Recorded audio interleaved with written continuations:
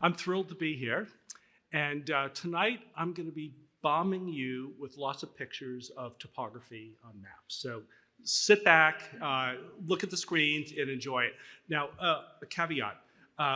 Unfortunately, what you're going to be seeing on the screens is highly degraded from the originals. I'm a little disappointed with that, but if you really want to see what these images look like, go to my website after this talk, and you'll see the originals there, and I think you'll enjoy them much more. So what you're seeing on the screens doesn't quite look like what I've done. Okay, let me go back in time and tell you how I got into this arcane discipline of mine.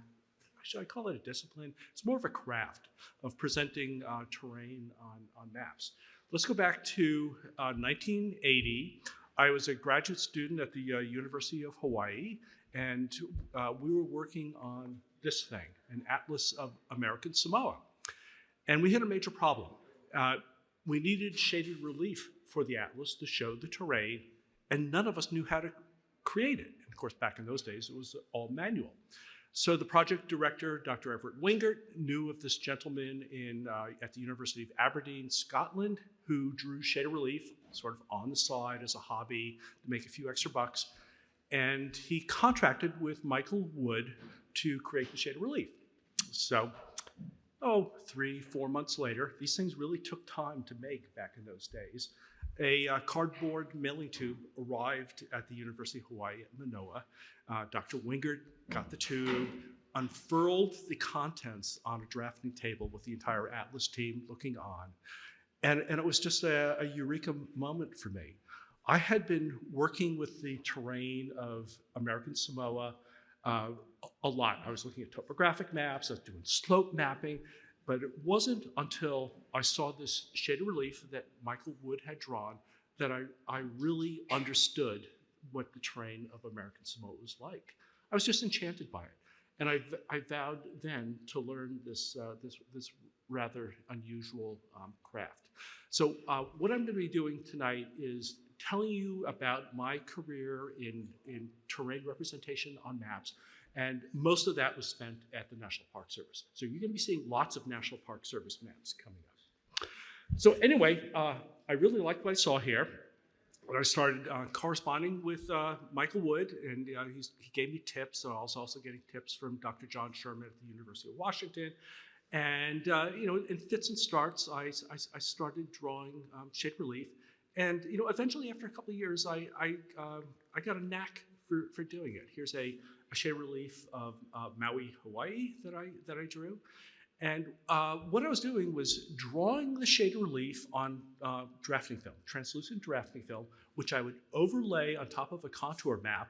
I would be reading the contour lines, smudging 3H and 4H pencils, had these little cardboard stumps that I would even smudge it around more, had a non-abrasive eraser to do the highlights, and I would work in little sections.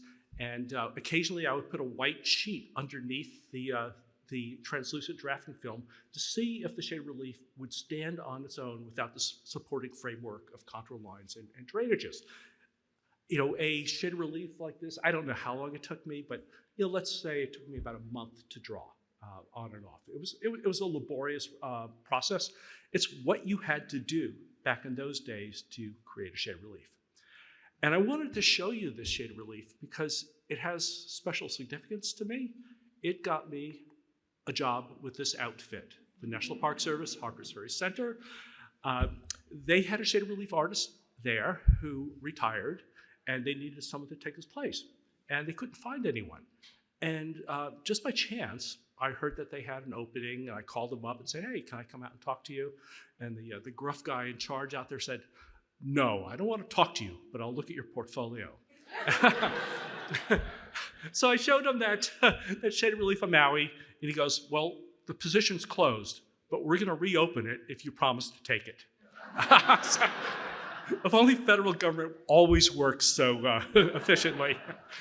So I got so began my dream job with the National Park Service, making maps of all the national parks. There's 433 of them nationwide, so it was a wonderful experience. So next up, this was my predecessor, Bill von Allman.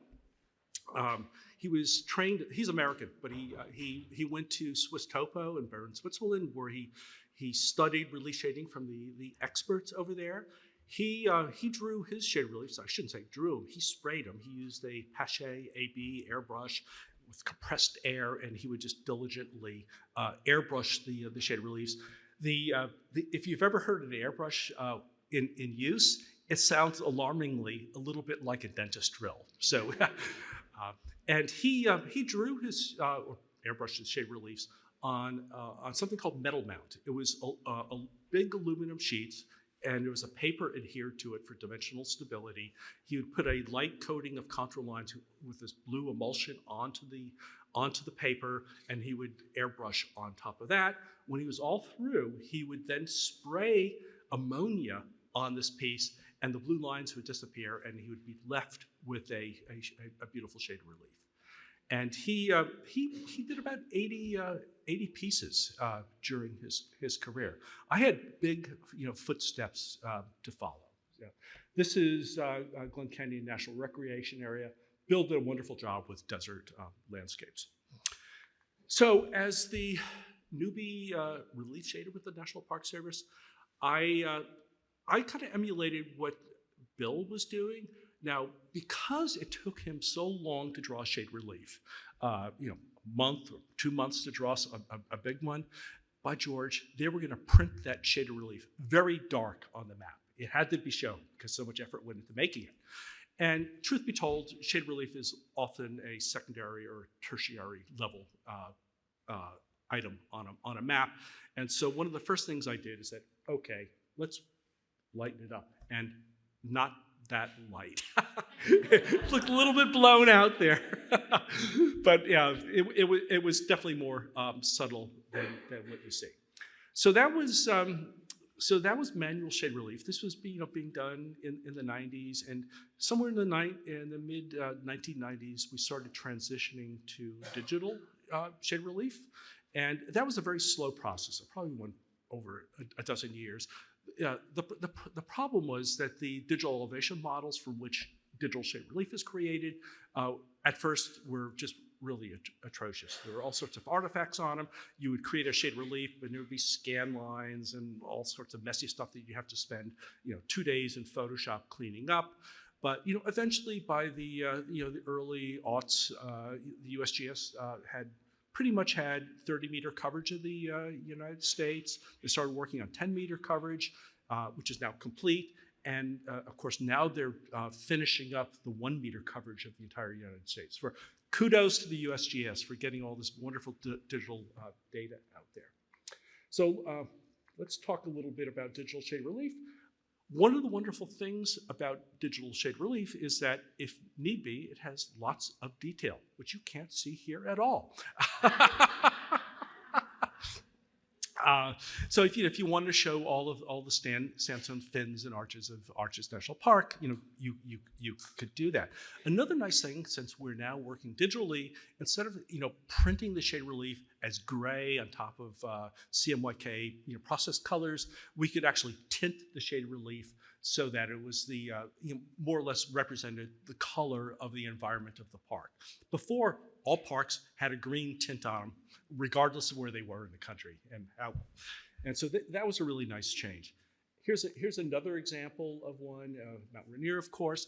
One of the things that's really nice about digital shade relief that's been colorized, you could still see the relief forms very, very well, but it's also a little bit lighter, and you can read the type easily.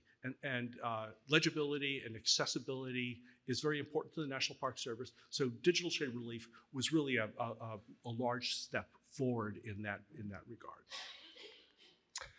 Okay, so this is kind of leading to natural color. And what is natural color? Well, it was an idea developed by this gentleman, Hal Shelton, in the 1950s and 60s. And he was an accomplished landscape artist. And he worked for the USGS, but he got a commission on the side, outside of work, working for the Jeppesen Map Company. And this was at a time when air travel was becoming very popular. And what they wanted to do was produce airline maps that when you looked at the map, it reflected what people would see out the window of their airplane on the ground. So if they're flying over a desert, it would look more beige. Over the east, it would look more green, et cetera, et cetera. And you can see one of his examples there.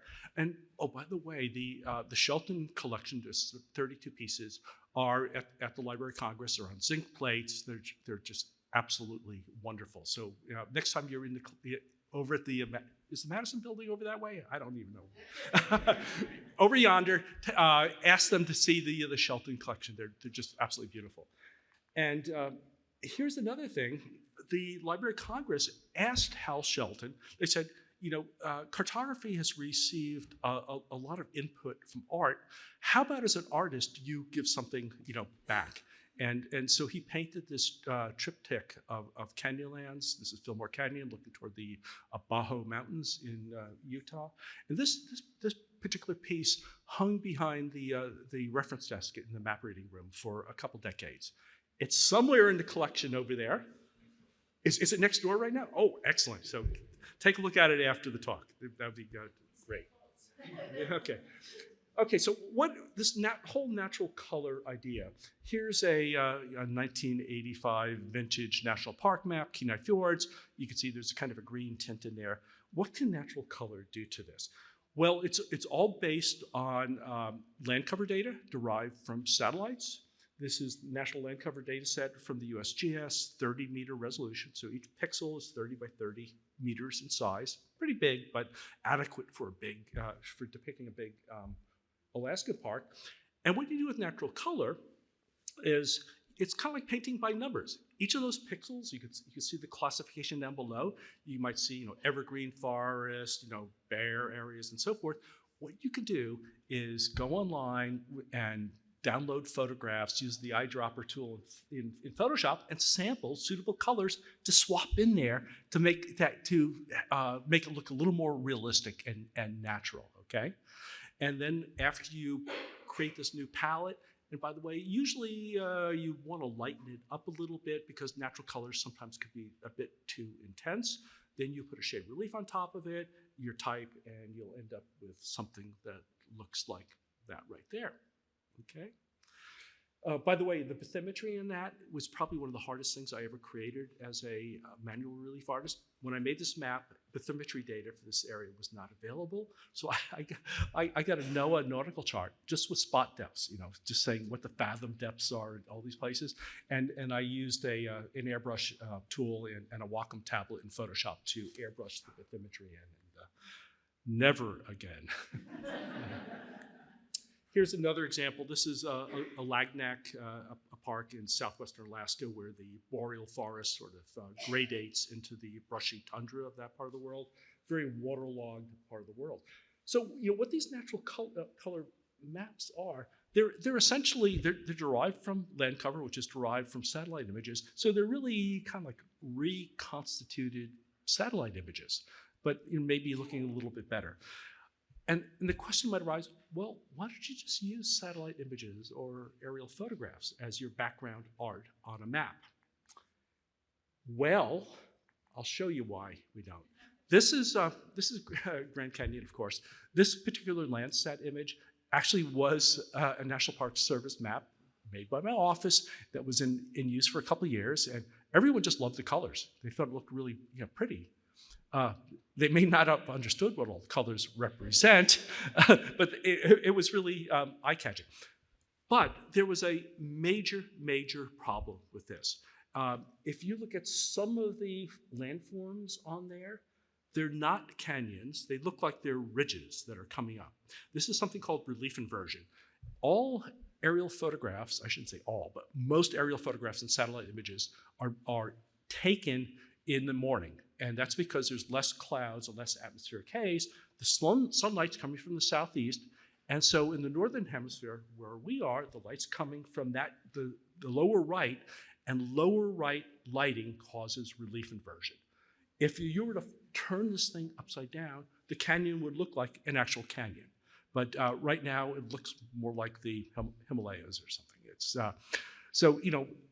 not being able to see up and down on a relief map is a fundamental problem. We ditched this. Okay. Here's another one. This is petrified forest in Arizona, and sometimes satellite images are just way too intense. It overrides all the other information, and in this case we put a beige shade of relief over it, ghosted a little bit. On the original, you could actually see all of the arroyos and other desert features pretty easily on the satellite image. Not so much on this example that we're looking at the screen, but I think you get the idea. And here's another example. This is Pu'uhonua o Haunau on the Big Island of Hawaii. And here I think we used a 10-meter spot satellite photo to show the surf lines, some of the vegetation and lava features in that area. Just kind of a hint of it there, just to give it a little bit more meaning. And every time I look at that label for Royal Grounds, I think that would be such a great name for a coffee shop. It's actually where the Hawaiian aristocracy, the elite, would gather at that park. Okay, let's talk about cross-blended hypsometric tints. Up until probably 1990 or so, if you opened up an atlas and you started looking at the kind of world, continental, and country plates, if it showed relief, often it was elevation tints, kind of this layer cake, from high to low, and the typical color scheme is something like this. They would put a dark green in the lowlands because green's a visually recessive color. It means down, reds, yellows, then reds as you go higher. Red kind of leaps off the page. Then it gets lighter and goes up to grays and whites. And it really works well for showing elevation. It also looks really nice. And that's I think one of the reasons that, hypsometric tints, elevation tints that is, were used so frequently on maps. But there's a major problem with the traditional hypsometric tints that you see here. If you're familiar with Raven maps, they would use colors like this. When you look at that dark green, what do most people think? Any? Yeah, you think of vegetation, forest, or something like that. Green's associated with growing things. When you see the reds, you think desert and so forth. So it truly is very misleading. And I had the idea, well, maybe we could make that a little bit better. So I came up with this idea of cross-blended hypsometric tints, where we actually have 4 hypsometric tints, and at the lower elevations, I swapped in what I thought were more appropriate colors for those environments. And I used a Keppen climate classification map to create these various zones. It's very generalized: cold, humid, warm, humid, polar, and arid. And then I created blurred Photoshop masks so that these colors would just blend into one another. And so looking at this, you still get an idea of elevation, but when you look at the Amazon, it's like, oh, that's kind of a tropical rainforest there. And you look at Australia, it's like, okay, not much is growing in central Australia. That's cross-blended hypsometric tints. And these are proved very popular. I think National Geographic uses them on some of their atlas plates. Not what I did, but their own variations, based on this idea. And the National Park System map also uses cross-blended hypsometric tints. So if you look at the Puget Sound, Seattle area, you can see it's kind of a green up there. But then if you go down south along the West Coast, then the Imperial Valley is that browner color. So you kind of get a feeling for the environment. And hypsometric tints just look very nice. There's no reason to have hypsometric tints on this map at all, other than the fact that they make a really nice color base for it. And making attractive maps is very important, because if you don't capture people's attention right off the bat, they're not going to look at it, and they're going to go look at something else. It's a battle for attention and eyeballs out there. Next up, okay, we're getting out of color now. This is kind of a esoteric technique. Texture shading was developed by kind of a guy who worked for the NASA Jet Propulsion Laboratory, Leland Brown, big hiker out in the San Gabriel Mountains. And what he did is he took a grayscale DEM that you see on the left, and this is the elevation data that from which shade relief is created. Darker pixels mean lower, lighter pixels mean higher. Okay, and what he did is he came up with a method of detecting where abrupt elevation changes occur, and then heightening the contrast in those places. So you can see the texture shade, you see some of the more edginess. This is Canyonlands National Park, by the way. It looks a little bit more entrenched. Beautiful, huh? And then of course with his software, you have a slider and you could really up the contrast if you want, and you get something like this. Isn't this wonderful? I can tell you're not impressed. Let's see what we could do with texture shading on a shaded relief. So here we are back at Canyonlands. You can see the green and the Colorado rivers, the confluence of the two, and it's a generic shade relief. It looks okay. Let's add a default texture shading to it, and then all of a sudden you can see that the rivers are more entrenched into the landscape. It looks a little bit better, I think. This is, I think, this is normal blending mode in Photoshop, 60% shade relief, 40% texture shading. Working out pretty good. Okay, let's take this a step further. Remember that real contrasty texture shade that I showed you? Let's add that on top of that. This is hard light blending mode in Photoshop. Whoa, that's getting really pretty busy, isn't it? But what if we got a slope mask, okay? And we just applied this texturing to the steepest slopes, take it away from the flatter areas. And you end up something like that. And all of a sudden you start seeing this Canyonlands landscape a little bit better, a little more natural.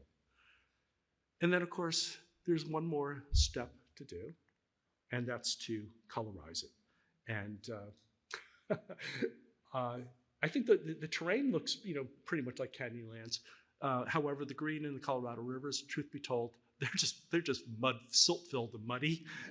So on a map, they would also be the same color as the land, and you wouldn't see them. I put a pretty blue in there instead. Yeah, that's what cartographers do. Here's another example of texture shading, that kind of rock pattern. This is Glacier National Park, Montana, and you can see where I applied the rock pattern to the highest slopes. And when I made this map, I was inspired by Swiss topographic maps. They have a very distinctive and beautiful color scheme, sort of warm sunlight bathing the illuminated slopes, bluer shadows on the shadowed slopes, and I was going for that look with this particular map, and I think it worked out pretty successfully. And this map, you won't find it on any National Park Service brochure. I just did this for fun as an experiment. I love doing this. Okay, plan oblique relief. What could this be? Let's pop across the Pacific to Oahu. This is southeast Oahu. That's Diamond Head. You can see in the lower bottom part of this image. This is a standard shaded relief. Looks pretty good. You can see the Ko'olau range, very well. What plan oblique relief is, it keeps the map planimetric. It doesn't distort the coastline at all, but it applies an offset just to the terrain. So let me do that. And you can see how the terrain just went up. I'm going to toggle this a couple times. Look how the coastline does not change. So it's just the mountains that are getting this three-dimensionality. Now, I don't think that really works too well on Oahu, but in some particular landscapes and parks, it works wonderfully. This is Grand Teton National Park, and you could see the Teton sticking up. Now, when you use plan oblique relief, one of the things you really have to be careful is that it doesn't, the terrain sticking up doesn't obscure important information behind it because it's three-dimensional, okay? And in this case, I really got lucky. You can see all of the trails pretty well going up Cascade Canyon around the mountains. It works here. And sometimes a little bit of obscuring of trails and important features is okay because you can kind of make the connection between them. But if it really blots out something really important, I just abandon it and go to standard shade relief when I can make a map. But it worked here. Here's another example of plan oblique relief, a seafloor map of Hawaii. And this is where I think plan oblique relief really, really shines. I think most of you have probably seen the beautiful National Geographic seafloor maps based on data compiled by Bruce Heesen and Marie Tharp, and then painted by Heinrich Berann. All the seafloor features are plan oblique relief features on those maps. And one of the nice things is, you just see one side of the topographic form that's sticking up, and it really doesn't matter about anything behind it because it's just seafloor. There's no roads, there's no trails, there's no political boundaries out there. It's seafloor. You see that seamount, and that's all you really need to see on a smaller scale map.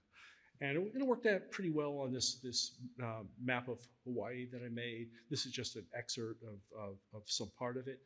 And one of the things I just love about this is just an aside. You see it says Nu'uanu out there in the water. That's the Nu'uanu slide. That's where 1/3 of the island of Oahu catastrophically broke off and slid 100 kilometers out into the abyss.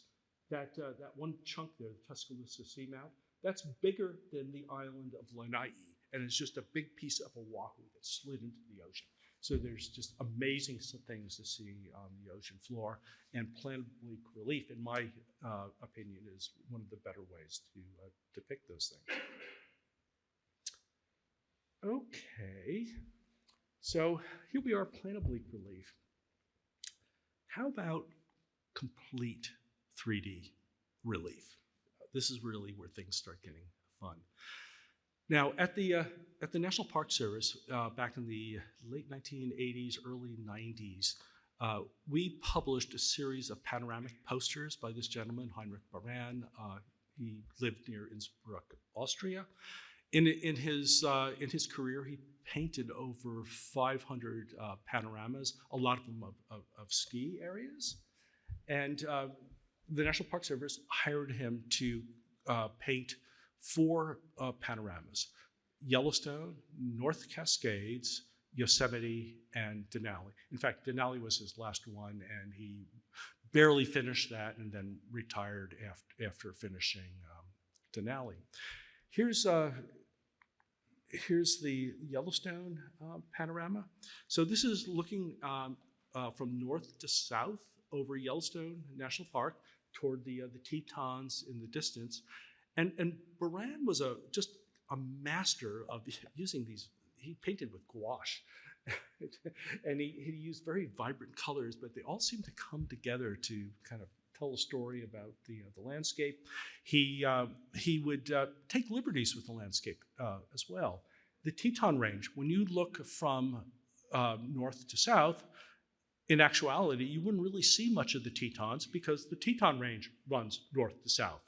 So what that sneaky guy did is he actually rotated the Teton Range 60 degrees, so you see the more recognizable face of the Teton Range. Off on the right side, I wish I had my pointer, but I don't. You can see some geysers. You can see Old Faithful. Probably at this map scale, it's 10 miles high. So he knew how to manipulate a terrain to tell a story, to show important features. If this was just made from GIS data, Old Faithful would be you wouldn't see it. You wouldn't see Yellowstone Falls and some of these other things. He would also widen up valleys so that you could see them a little bit better too. Okay, so as a young cartographer, I didn't have Berann's skill to paint something like this, but along came digital data and just marvelous digital tools for creating 3D landscapes. And I dived right into that. Here's one of my earlier attempts. It's Hawaii volcanoes on the Big Island, 3D oblique view. Now, you'll remember from Berann's piece, he always had about a third of his panorama as sky. And he was a very spiritual man, and he just liked these ethereal cloudscapes that he would paint into his scenes. Look at my Big Island. I don't have any horizon in there at all, and there's a very practical reason for that. This map actually had to go into a brochure, and there was lots of text and photos and illustrations that had to be, designed around it. So I just kind of faded it out in the background and left the sky out. As much as I would have loved to have included the sky. Also look at, you can see some volcanic activity in the lower right. That's Pu'u'o'o. This was done in 2011, so 15 years ago. That ceased to be erupting, but it did erupt for, I think, 25 years straight. Kilauea, Halima'u is going full force there, and it's still going full force as we speak.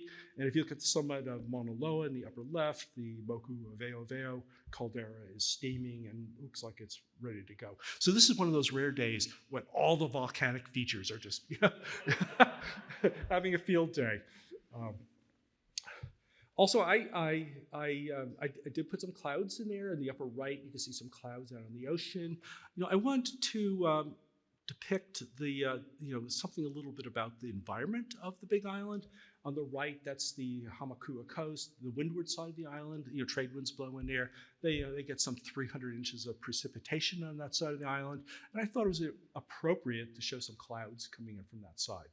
The left side is the Ka'u Desert. It's obviously there's less precipitation there.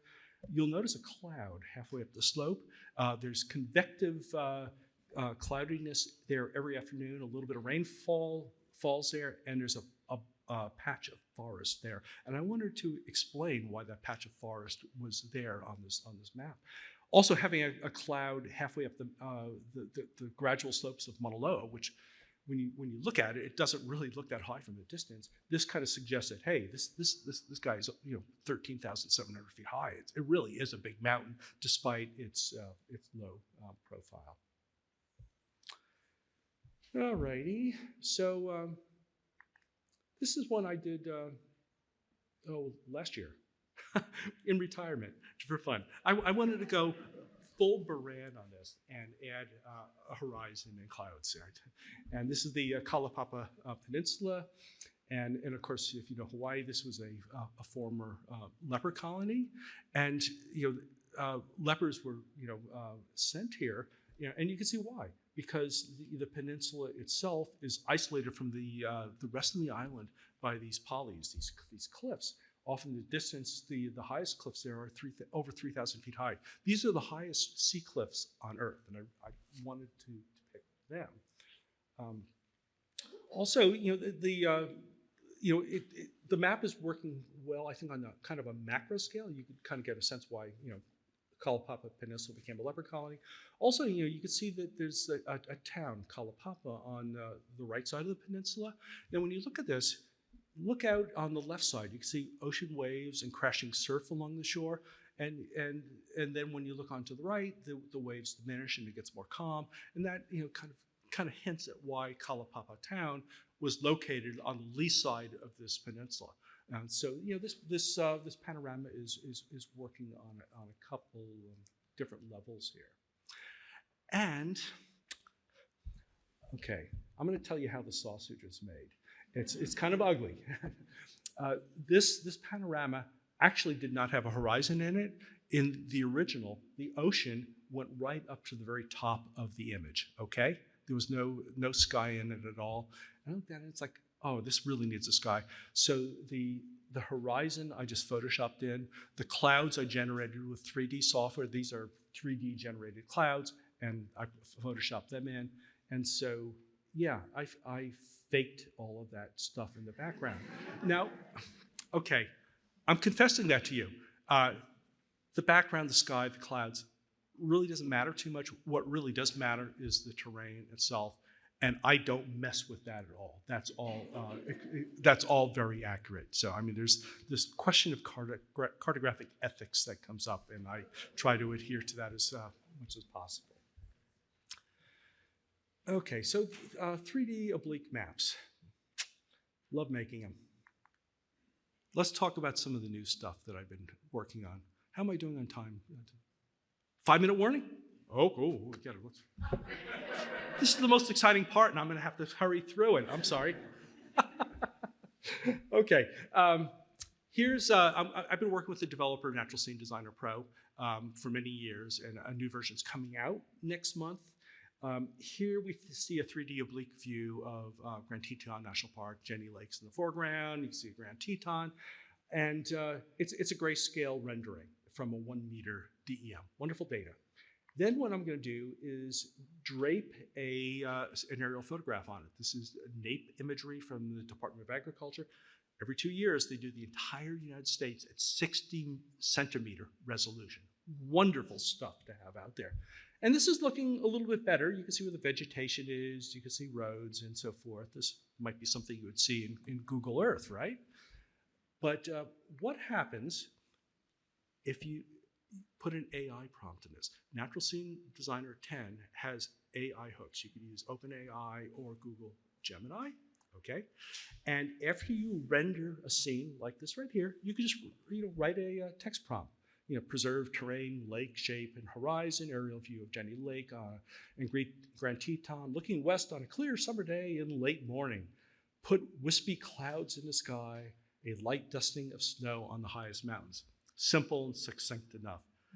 I did that, and that's what it created. Yeah, this took like a minute and a half to spit out.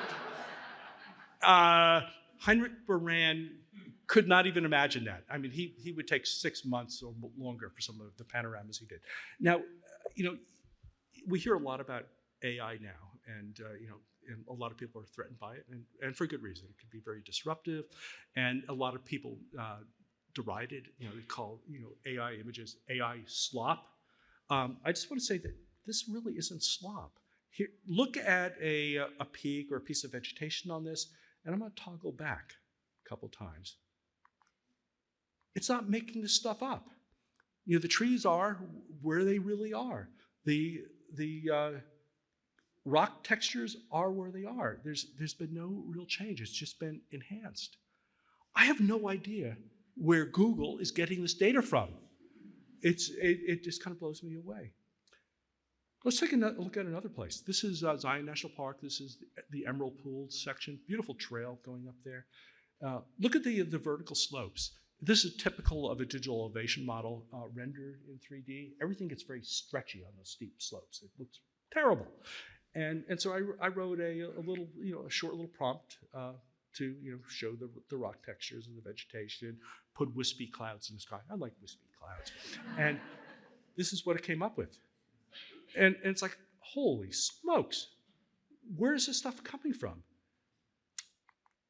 And I mean, this quote by Arthur C. Clarke, really resonates with me. I feel like that Stone Age tribesman listening to voices coming out of a transistor radio for the first time. I'm blown away by this. It's just really wonderful stuff. Okay, that's Natural Scene Designer Pro 10. Let's go to one more thing, calm things down a little bit. This is a software application called Edward, named after the great Swiss shade relief artist Edward Imhoff. Bernhard Jenny, Monash University, Melbourne, Australia, created this. It's a relief shading app. So here we see a very standard shade relief of Mesa Verde National Park, Colorado. And what Bernie did was something very interesting. He used machine learning to train the software he would match a shade relief to a digital elevation model, and the shade relief would be hand-drawn. He used shade reliefs of Switzerland. He's from Switzerland himself.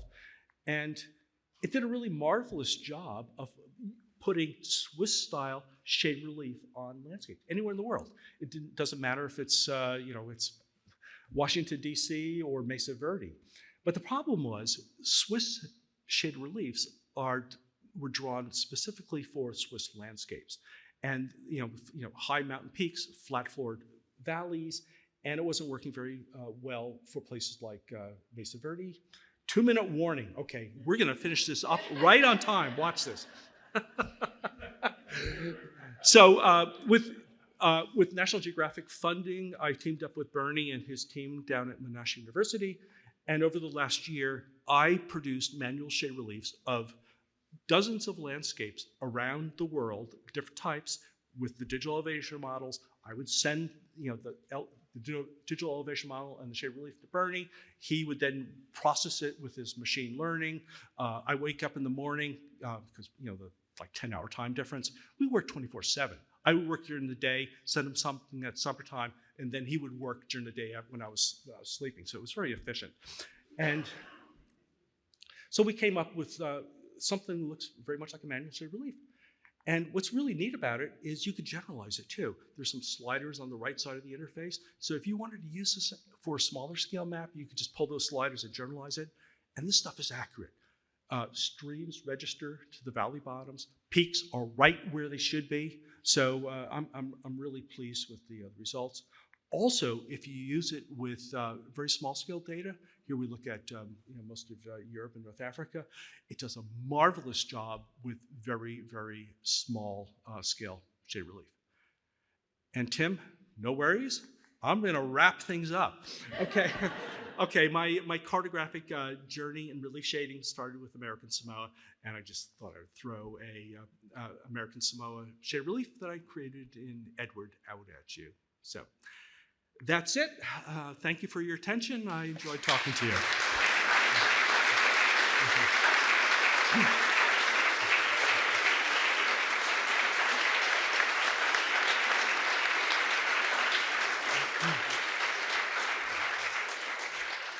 All right, timekeeper here. No, thank you very much, Tom. That was a fascinating talk, and I think that we have about 10 to 15 minutes in case anyone has any questions for Tom tonight. So we have a couple microphones going around the room, but please feel free to raise your hand, and Tom can address any questions you have. Thank you. Now this is supposed to be on, so just bring it up, because we want it for the recording. Great, okay. Hi, thank you very much for the presentation. Wonderful maps. Name is Fred Evans. From a practical standpoint, understand shade relief will go ahead and provide you with kind of an overview and a feel for the terrain. But from a purely practical standpoint, I come from a military background and an aviation background. My question to you is, I reference back specifically to the map of Yellowstone, where you had indicated that whomever provided that depiction rotated the Grand Teton some 60 degrees. So therefore, it is not an actual depiction of what's there. So from that perspective, this is more artwork than it is something practical that one can use. Am I correct? And therefore, how can one utilize these as a map if in fact the individual artist takes liberties in manipulating what's actually there? Yeah, good question. The Yellowstone panorama, for example, was designed as a poster, something artwork to be tacked up on your wall. Gosh, I would not want to be with a pilot using that to navigate around that area. But shade relief in general gives you an impression of what the terrain is like. Typically, if you're using aeronautical charts, they have hypsometric tints to show elevation very clearly, contour lines, and they also do use a little bit of shade relief in there. So they use all three techniques to give pilots and navigators an idea of what they're flying through. But you're right. The National Park Service maps, these are tourist maps. So people want to know, okay, where's the mountain range, where's the canyon, and probably more importantly, where's the snack bar, where's the restrooms, and that's what they're using National Park Service maps for. Yeah, hi, thanks. I had sort of a question about, I think it was in the oblique shading section. is there any sort of standard for the gradations of color in terms of the actual elevation? I mean, like, so in some of my map making, we'd use like Jenks natural breaks to like sort of Jenks natural breaks. So they're like, it's really meant to emphasize or keep sort of the gradations as far away from each other as possible, kind of. And so I was just wondering what the sort of standard for how the elevation changes dictates the color shifts. Okay. What I love about cartography is there's no rules, no standards. Okay. Okay. Yeah, people like me could go rogue. No, but no. What you're asking about? Okay. With elevation colors, for example, there's a number of different schemes out there that people have proposed. Different organizations and agencies select the one that they think best fits their needs, and oftentimes if accuracy is paramount, what you'll see is elevations from 0 to 500 feet in one color with a clean break, then from 500 feet to 1,000 feet in another color, clean breaks there. Other times, if it's more impressionistic, these colors gradate into one another. But it's usually, for these colors, it's dark green at the bottom, up through the reds. And if you're just using grayscale, it's dark on the bottom, up through light as you go higher. They're the basic rules.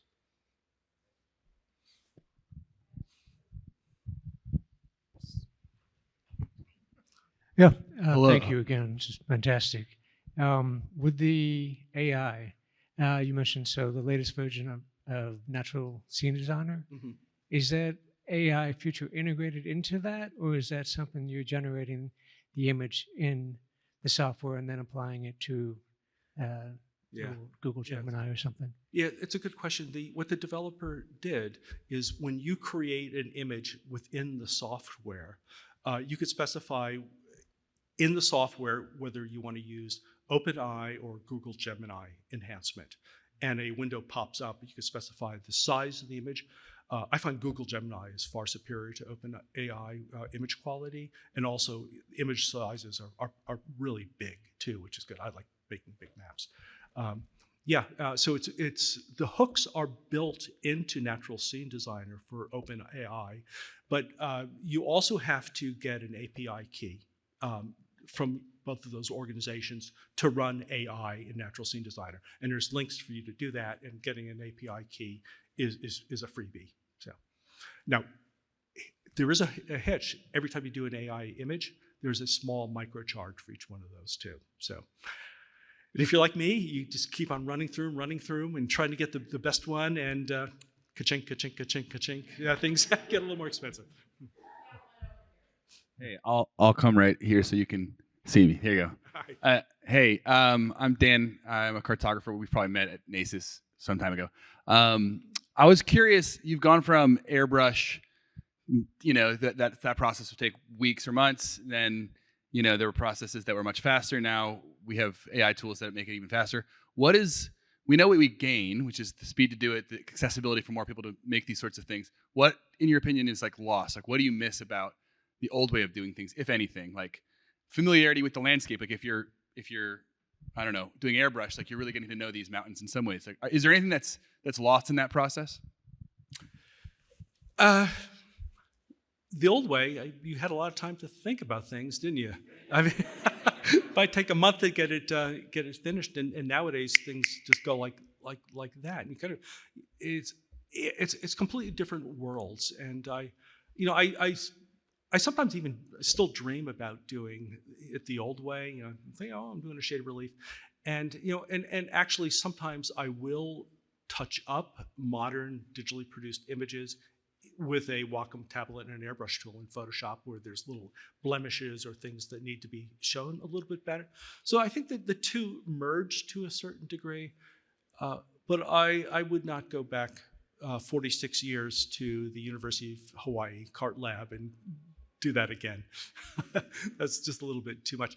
One of the things I've noticed in general in the shift from manual relief to digital relief, with manual relief, you would really have to spend a lot of time trying to get detail into it. It took a lot of work. I mean, you would have to get your nose right into it and say, oh, I'm going to show every little crevice on the landscape. With digital relief, it's the opposite problem.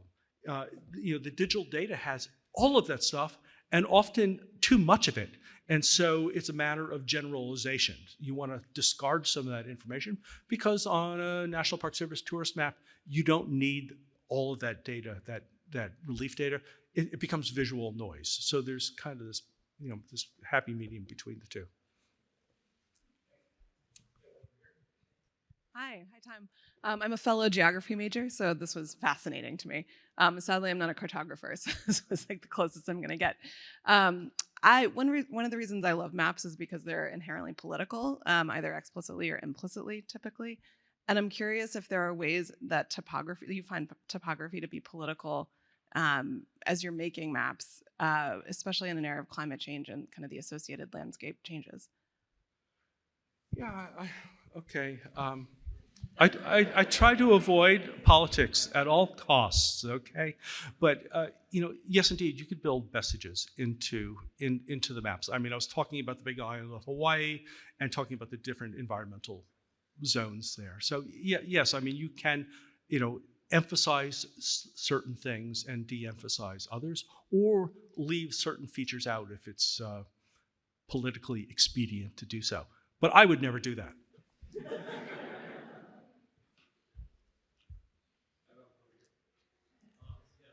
Could you talk about map projections and how that will influence the characterization of your maps? And the solutions modified your map strategies.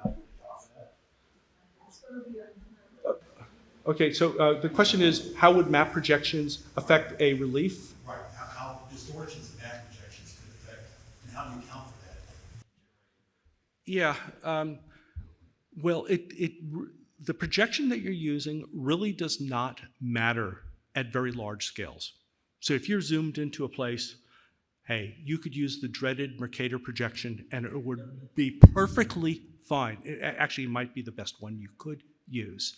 Where projection comes into play, though, is that on smaller scale maps, if you're doing say a world map, for example, and if you're doing a shade relief, and suppose you say, okay, I'm going to make a world map, and I'm going to use a very sort of spherical world map projection, and you find a shade relief and transform it to it.